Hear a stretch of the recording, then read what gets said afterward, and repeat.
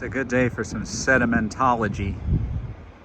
Amateur avocational sedimentology, that is. And we're looking at really wonderful sedimentary rocks. The continental red beds of the lower Mount Toby Formation, which overlie the Deerfield basalt, which form that ridge, which in turn overlies the Sugarloaf Arkose, another sedimentary rock unit, notable for its coarse, pebbly nature. But here we get continental red beds, a somewhat dismissive term of geologists who glance at them in passing as fluvial and fluvial-alluvial deposits, that is, riverine deposits in a large basin, a large continental rift basin, with large mountains mostly to the east, and paleo currents sort of fanning out.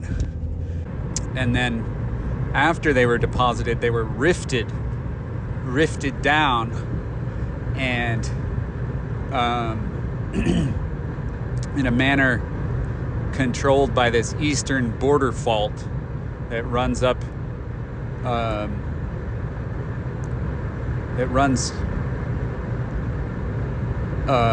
east of us and strikes, kind of roughly north-south. And this is a familiar depositional environment to geologists, this rift basin.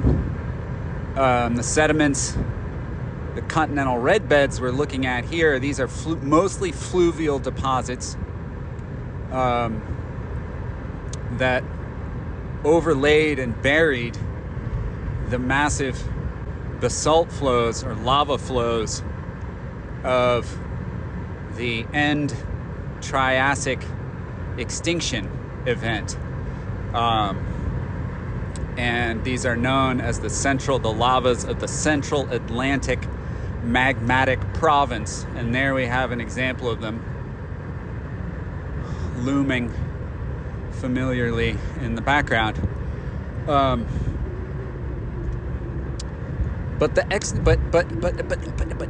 So geologists will just traipse across these with a quick glance to the left and a quick glance to the right, noting various features, which we will also be noting in our treatment of these rocks, but perhaps with more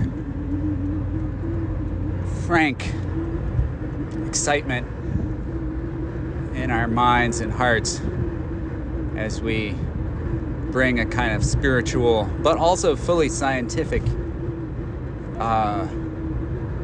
appreciation to these just stunning rocks.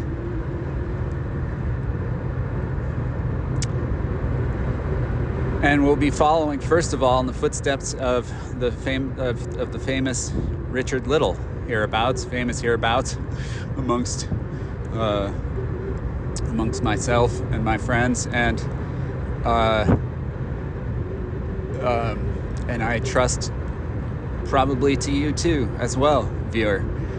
And he was the one to locate these armored mud balls, these delightful, strange, surprising, above all surprising sedimentary features that just go to show the just sheer playfulness and the exuberance, the absolute exuberance of these rocks.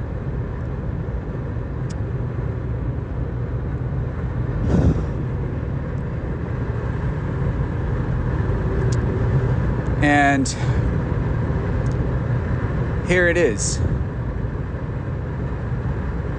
the utterly surprising armored mud ball in all of its glory, and also in the wild. In my personal terminology, it's still alive. And I'm going to be cladding that statement in some scientific descriptions. How? I cannot yet say, for it is something that must be invented, that can only be invented at the precise point of the present moment. But anyway, I digress and anticipate. The armored mud ball is a sedimentary structure that deserves admiration. Yes, absolutely. I don't know if it deserves recognition by the U.S. imperial state. I'm unconvinced of that proposition, so dear to the heart, perhaps, of Richard Little. Therefore, I have not been involved in his campaign, but this video is just for anybody who appreciates the armored mud ball. You see that reddish fine-grained material? That's mud. You see it's a ball. You see it's armored with little pebbles. And you see it's embedded in this coarse, pebbly, somewhat unsorted mixture.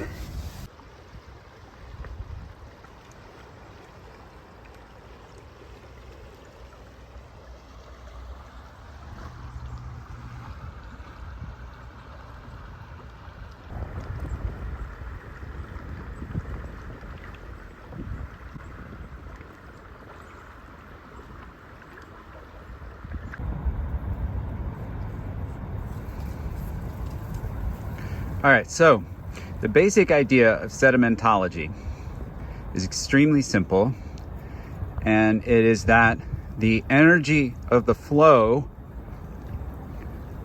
transporting the sediment will correspond directly to the size of the clast, to the mass of the particles transported by that flow. And the entire edifice of sedimentology is built on that extremely simple rule. The energy of the flow corresponds to the size of the sediment.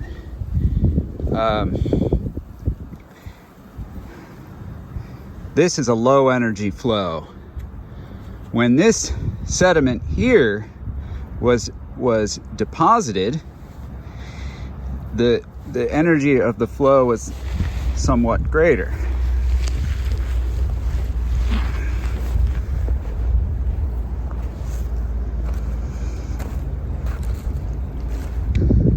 And this is just to illustrate this basic principle in the case of rivers. Rivers and streams. There's a channel. It was scouring in there, and it was dumping over here.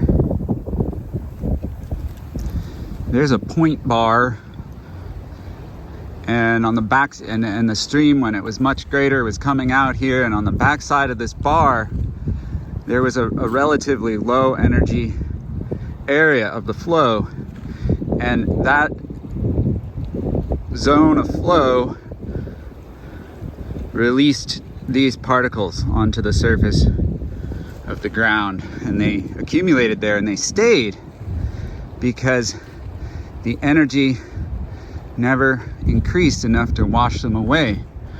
Over here, the energy was more.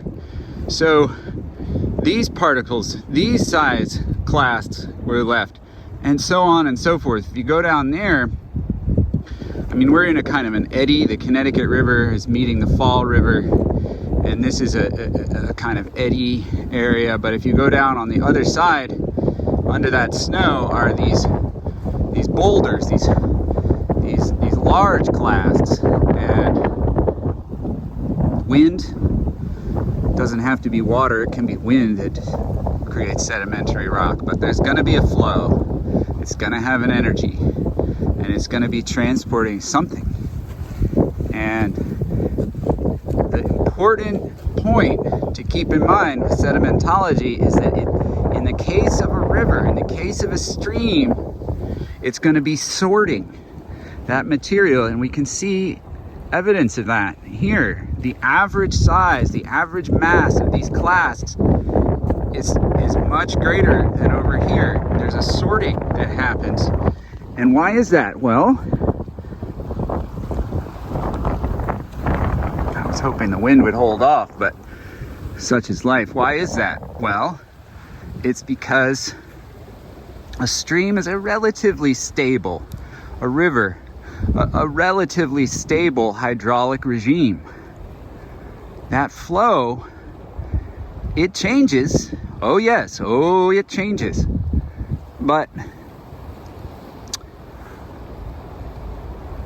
it's a predictable, there's going to be a channel, there's going to be a flood plain, there's going to be meandering currents that erode and deposit, and in all of that, the flow regime is not going to change with a kind of catastrophic suddenness. It's going to sort that material. And if you are in a D world, if you are in a depositional world, a world in which the sediments are accumulating, for example, George's Bank, for example, the Mississippi Delta, for example, the Gulf of Mexico, for example, the Rift Valleys in Africa, lake, those big glorious lakes, for example. Other examples exist of depositional worlds. If you are in that kind of a world, and it's rivers that are depositing sediments into that kind of a world, they're going to sort those sediments. They're going to sort them. And you're going to have more or less well-sorted, moderately well-sorted. I mean, I'm just going to call this moderately well-sorted. You take an average of these grain sizes, and it's going to peak in a certain area. And similarly, you go over there, you take an average of those grain sizes, and it's going to peak. And since this is the present day, we see these differences in the horizontal direction, but in geology we often see them in cross section. I think we have a sandbar here, and then we have when the water level was declining, we have the channel, a channel of the stream that is going to take out the smaller sediments because its energy is going to equal the mass of those sediments, and it's going to remove them and bring them elsewhere, sorting them obsessively as it goes. So I think we might call this little area an example of a sieve action. The water is leaving the bigger stuff and taking the smaller stuff, almost as though the sediment had been passed through a sieve. It's just a beautiful, intricate example. It's a rather high energy area here. I mean, it's not a depositional world. It's not D world. It's erosional. Everything is leaving. Everything is being gradually destroyed. Everything is turning to dust. But that sets us up for looking at the rocks and trying to distinguish fluvial deposits, river deposits, from a whole different kind of deposit, the Alluvial Fan deposit, which is the real star of the show. And here we have moved up the outcrop to a beautiful illustration of this deceptively simple principle that we're talking about. This is a silty, fine-grained siltstone, perhaps. These particles wafted into some lower energy water and then drifted down and built up. But here, marked by this red oak, we can see a contact, a sedimentary contact between two closely related but different sedimentary rocks. We have the lower energy sedimentary rocks and a much higher energy sedimentary rock. Yes, sirree. Golly.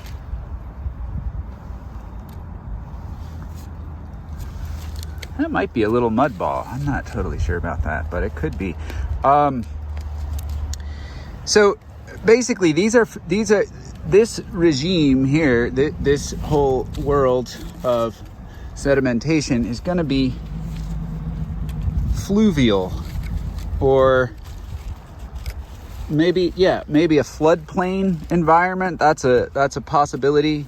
You know, think of the still waters out on a floodplain. The high energy waters are elsewhere, but wafting over that floodplain is going to be silty material, and it's going to be building up.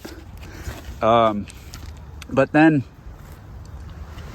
boom, the world changes, and the tree root here is following this weak area in the rock that marks that change. And this is what we would call an erosional contact. This is another erosional contact of a different sort. You can see the bedding layers here. The image is at paleo horizontal, more or less. And the question is, you know, if these are fluvial rocks, flow deposited rocks, floodplain rocks, probably. A different kind of flow deposited these rocks. Chunks of that mud are in it. Chunks of the floodplain are in it. But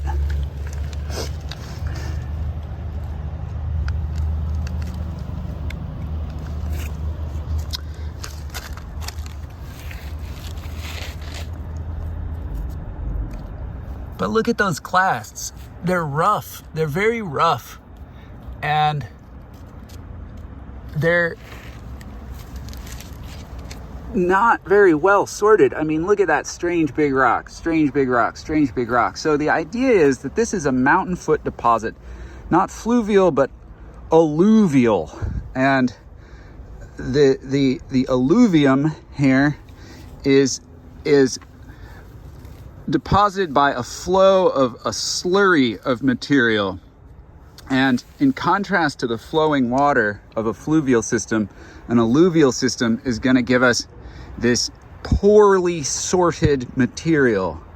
And there are these contacts. I mean, this you can see a sorting process. So different pulses of different energy levels in here depositing this. Then some sort of flow eroded along there. And then what came after that flow, what came after that erosional moment, is this slurry of material carrying mud clasts, carrying these chips of mud. And there's a chip of mud.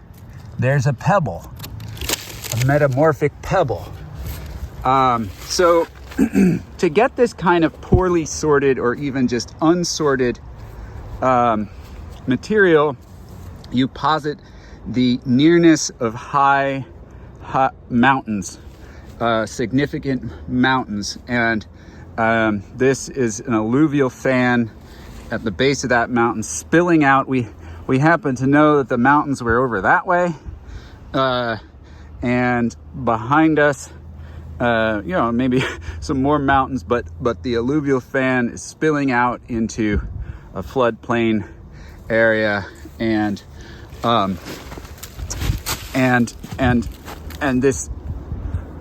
this prominent ridge of rock that and the material it deposited was not as erodible, and erosion left this high, and took away the fluvial deposits at a higher rate and left this alluvial, this outer margin of an alluvial fan prominent. And come over here, you can see the top of this this kind of alluvial hiatus in the fluvial system. And here, get down to horizontal, there's a channel on the top of that alluvial fan, stream coming out, eroding into it, and then a lower energy world, a lower energy phase of the depositional world, draping that channel with a more finely grained, silty mudstone.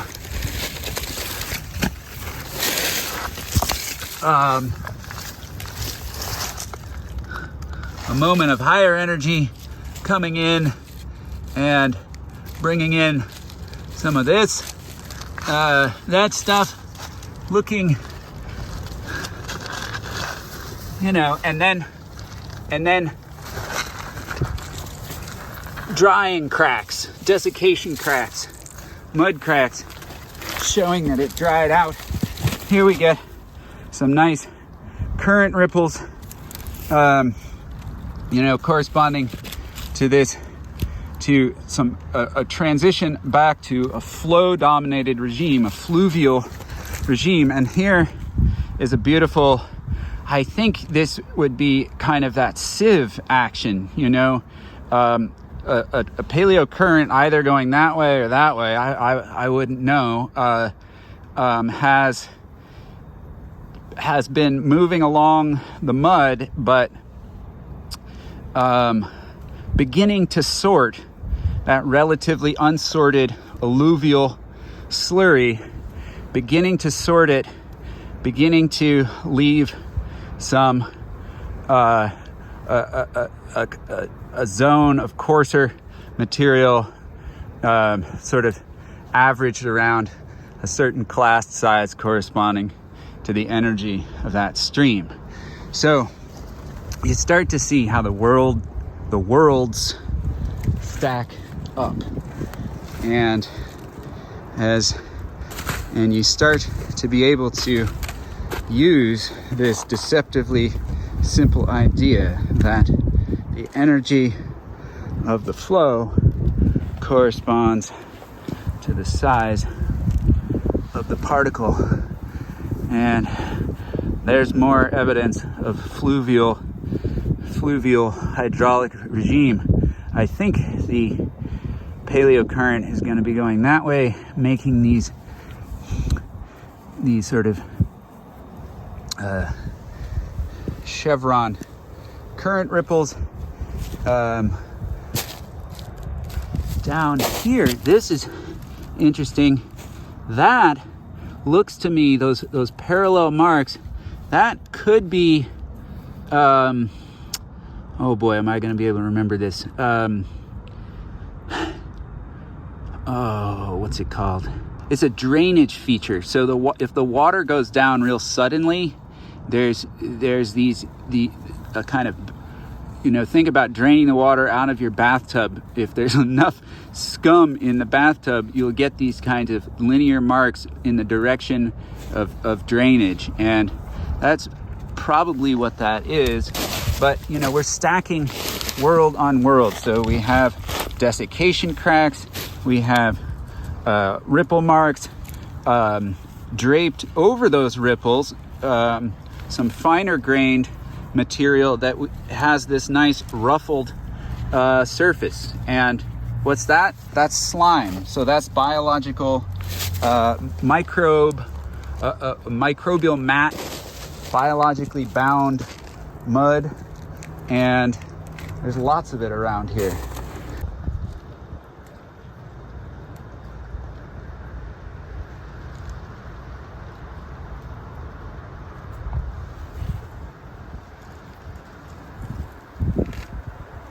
Ripple marks plus desiccation cracks.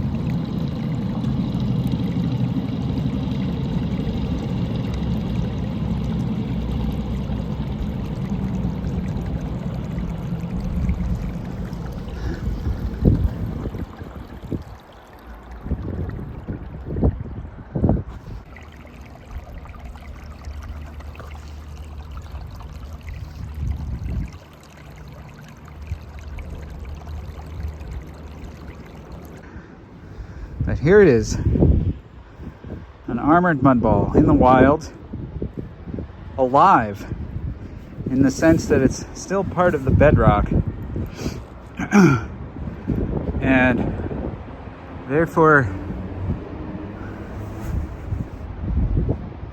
inviting to the avocational sedimentologist who wants to come out here and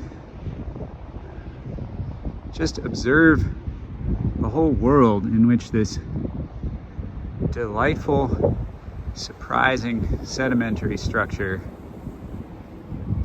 was created. And there's a lot to look at.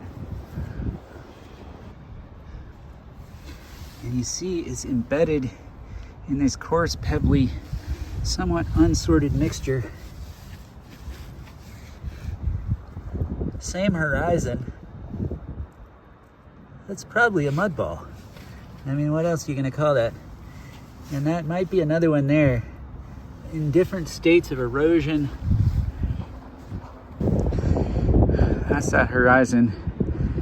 We read it along this way. And notice this little protruding lump of mud, of clay, same color as the mud ball itself, but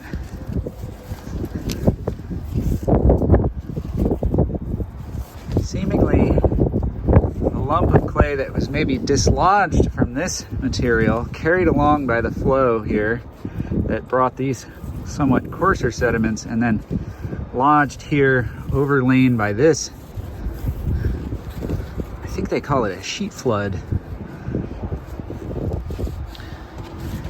And yet more probable armored mud balls. I mean, the classic example has already been photographed herein, but these are probable examples because of their circular form. And the idea is, the basic idea of with an alluvial fan environment is that it makes these poorly sorted deposits. And the most poorly sorted of all is going to be the debris flow, the landslide, in which a thick viscous mass of material simply slumps and and under the influence of gravity slides down. And that's not sorted at all. But and that happens in alluvial fans. Debris flows, they're one of the characteristic features, but not all alluvial fans, or not all parts of all alluvial fans, have those debris flows. They're also characterized by sheet flows. So an alluvial fan is a high energy context, a high energy environment for sedimentary deposition. The egress of a rather high energy stream from a mountain into a basin or a coastal plain or a valley or something like that. And You get debris flows and landslides, but you also get sheet flows and sheet floods where we get a big rain event. That stream coming out of the mountain is swelled, and it passes over the other deposits, picks up and picks them up in a rather indiscriminate manner, and they all flow together in a big mass of high energy water that doesn't move them very far, but sort of shunts them along. And that big pulse of water produces these sorted but poorly sorted, as opposed to debris flows, unsorted material. You see it's coarser down here, and then it gets finer as you go up. The section younger in time, as the pulse of water first dislodged and moved this material, then as it kept flowing, it brought in this material. First it dislodged and deposited this material, and then it deposited this finer material, building up. I think if we drilled into the earth that way, you'd find it thickening, but we can find more recent alluvial fans, their deposits in the overlying sediment. And this is the same horizon, this contact here between the silty, probably floodplain deposits, and this alluvial fan sheet flood here. This is the same horizon where we found the mud balls, and we're looking at them out there. But what happens if we dive into this and look at the contact? One thing we see are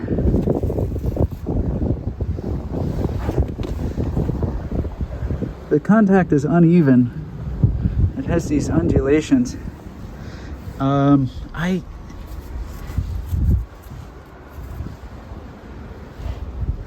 can see a little bit of bedding that way. There's a chunk of mud, see, carried along in that high energy flow, a chunk of mud, and there's another one. These are mud chip clasts. This is a chunk of it. That.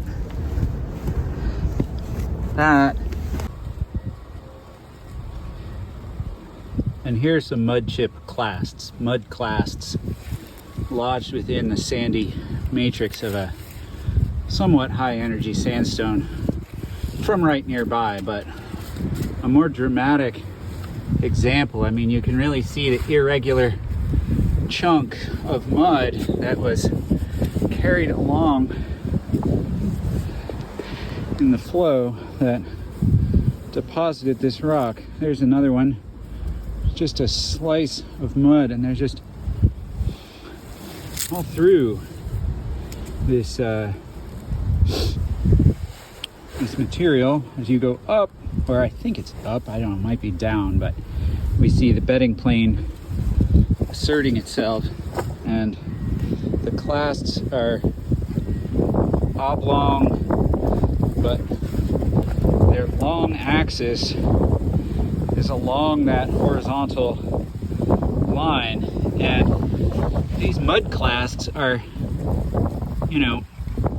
they're not armored mud balls, but they're on their way to them. And mud balls have been found scattered in material with often abundant clasts like this. So mud balls are like and armored mud balls, I should be saying, are a specific category of these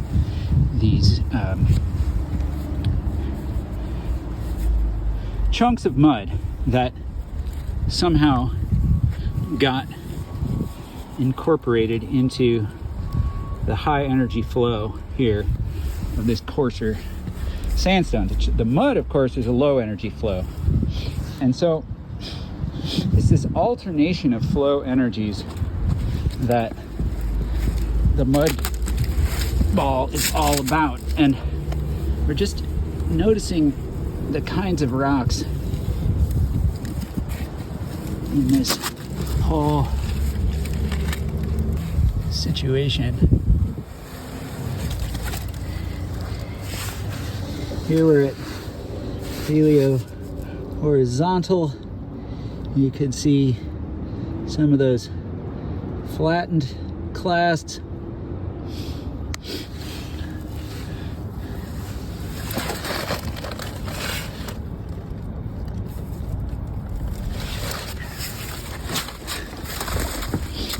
As we keep working our way over, finding some very, very good illustrations of this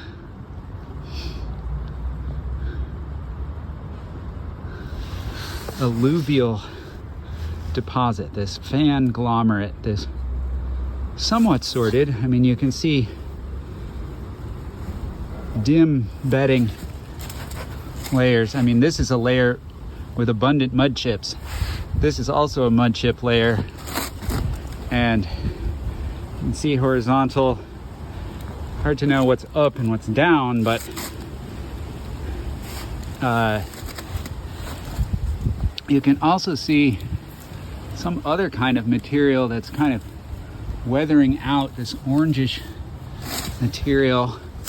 And right next by, we have, I think, an example of this. So more fine grained, and then a transition to very coarse grained with this limey limestone horizon. And they're probably evaporites. They probably come from the drying of the basin. Limestones are produced in small quantities in a continental terrestrial environment when the world dries out and the basin becomes full of dissolved minerals which precipitate out, forming lime mud, and a kind of horizon there of lime mud right on the drying point as we transition, I think, from this wetter time to this time when much coarser sediment suddenly flooded in on top, brought in by down out of the mountain on the alluvial fan, and dumped on top of these finer sediments. The perfect environment for armored mud balls, in other words.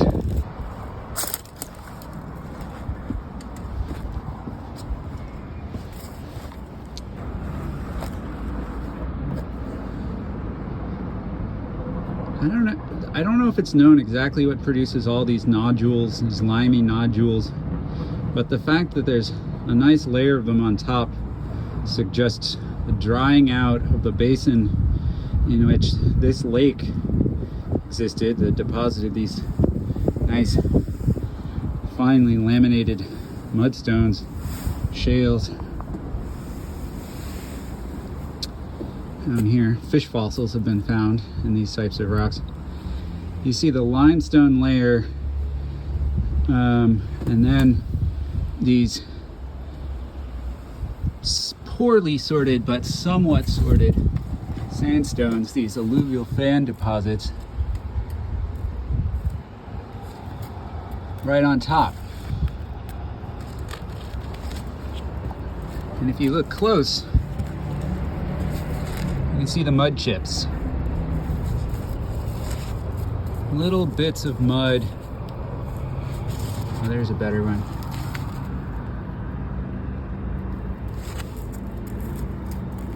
Torn off the bank of the stream, tumbled along, and then reburied, or buried. That nice contact, that's a change in the fineness of the grain. So this is finer grained, a calmer time, and then maybe the channel moves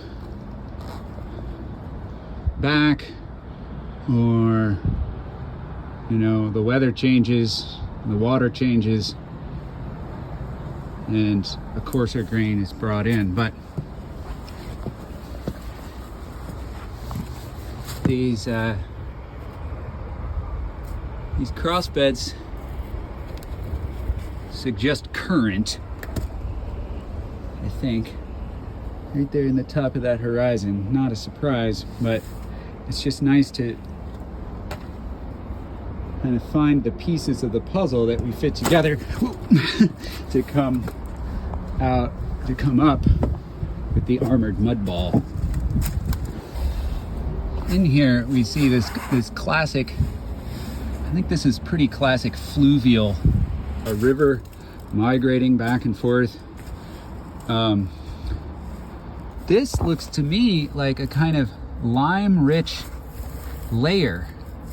So probably eroded lime mud from that limestone horizon at the top of the lake bottom deposits, mixing with these sorted but poorly sorted pebbles in the Alluvial Fan sheet flood. These are all consistent with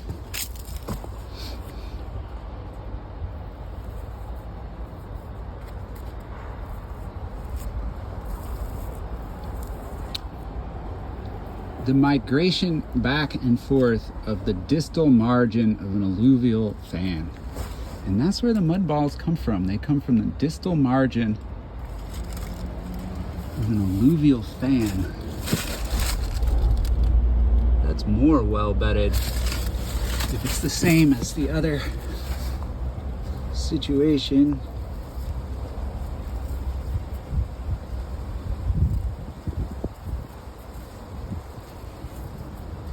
and the fact that they fine upwards like that is consistent with a nearness to the source of erosion. They're close, so the first pulse will always have a bunch of stuff, but then that pulse gets quickly buried, quickly covered, and that's, you know, if it was further from the source of erosion, we would have a very well sorted sedimentary rock, not this poorly sorted. And so we're just fleshing out the world of the armored mud ball. And here, at last, we come to the main event.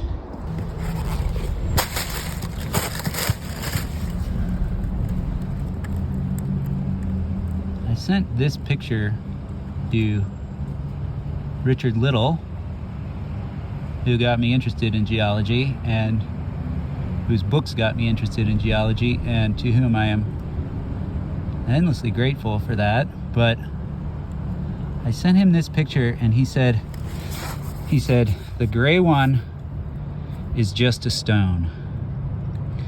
Meaning that for him, this gray blob is not an armored mud ball, but just a pebble, just a lump of a larger pebble, kind of like this quartz pebble. Obviously, definitely a quartz pebble lodged in the boulder. But for me, I don't think he looked close enough at the picture, because actually this gray blob shows all the signs of being an armored mud ball. It's not the same color, it's gray rather than red, but that's just didn't happen to get this iron content. And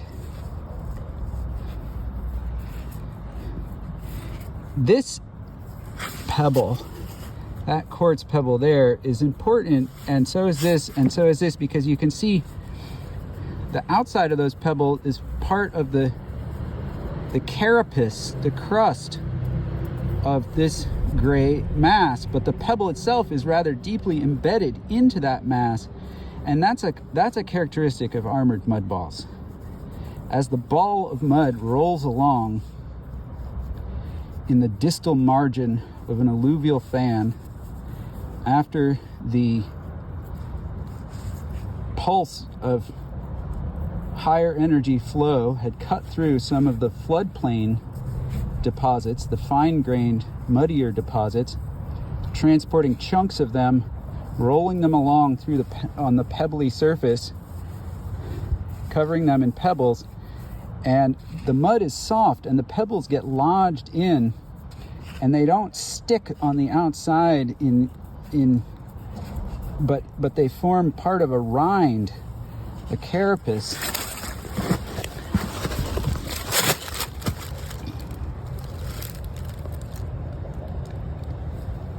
And I would specifically like to draw your attention, viewer, and also the attention of Richard Little. I gotta email him again, to this one, where once again you can see some white quartz pebbles, but right there is a bit of a metamorphic pebble, and you can see how deep it's been pushed into the mud of the mud ball. Of course, the armoring is not symmetrical on all sides in this case. The mud ball has been squashed during compaction, probably. But we're noticing how distinctive these things are, the mud balls.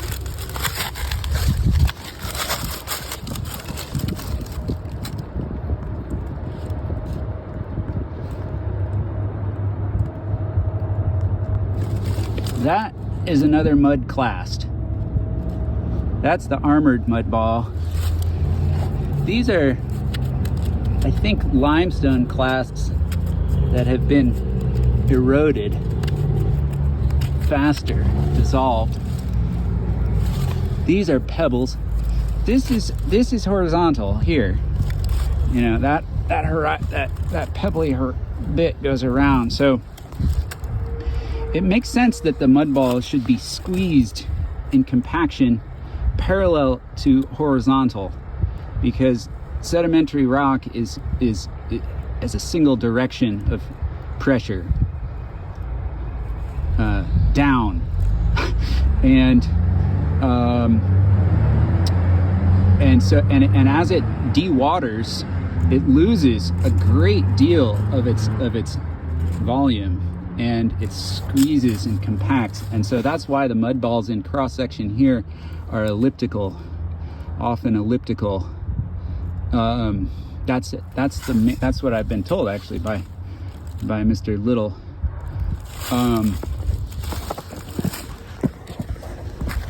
And where there's one, there's liable to be more, because they don't come from far away. You know, they come from this distal fan environment. They're not going to survive very long in this flowing water that brought this coarse material, but the armoring maybe helps them live for a little bit longer, survive for a little bit longer, and then they get buried, and then they live forever until the rock is dislodged and turned to powder and dust by the ceaseless operation of erosion. But this is an important rock. I think it has, by my count, 7 mud balls in it, various states of armoring. This here, I think, you see how it has that bluer sheen? I think that's just a rock, just a stone, just a large pebble. But I think this is a mud ball with some small encrusting armoring visible at that edge. And I say that because it's right on the same,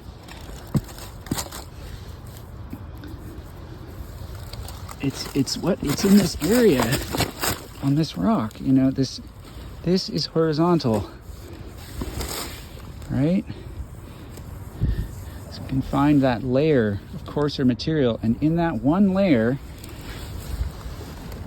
is that mud ball, the first one we started with. I'm not totally sure about that.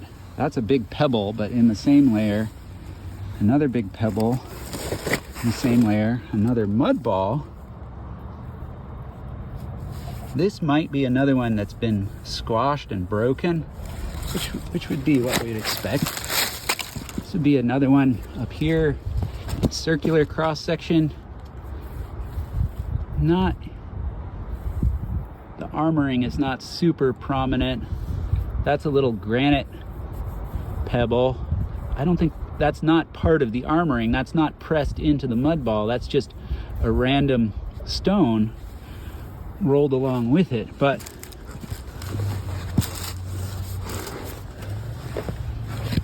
we have this layer, and there's another mud clast there, and it's in my judgment, it's an incredible example of these mud balls, and it comes from nearby. I think there's all the evidence. I mean, very similar types of rock. I haven't found other mud balls in this rock nearby, but these little limestone bits, those are abundant in this coarse alluvial deposit that is, you know, noted from this spot. And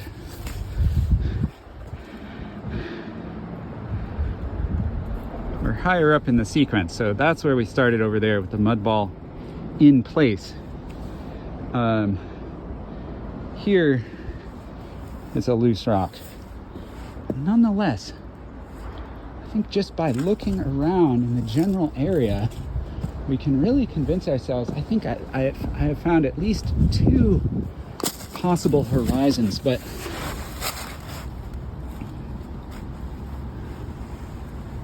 not far. You know, it could have been the same stream or the same event that tore up these bits of mud and buried them before they became mud balls, that tore up these bits of mud or something like that.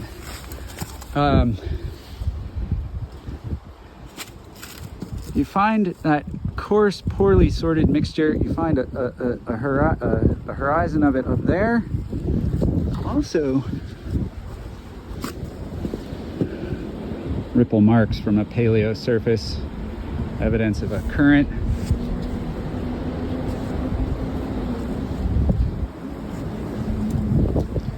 You also find them right here.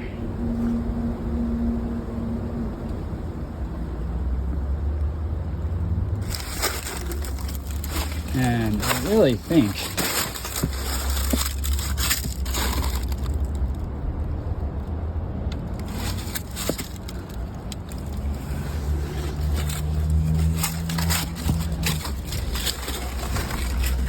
that this would be an alluvial deposit, a sheet flood, poorly sorted, fining upwards, and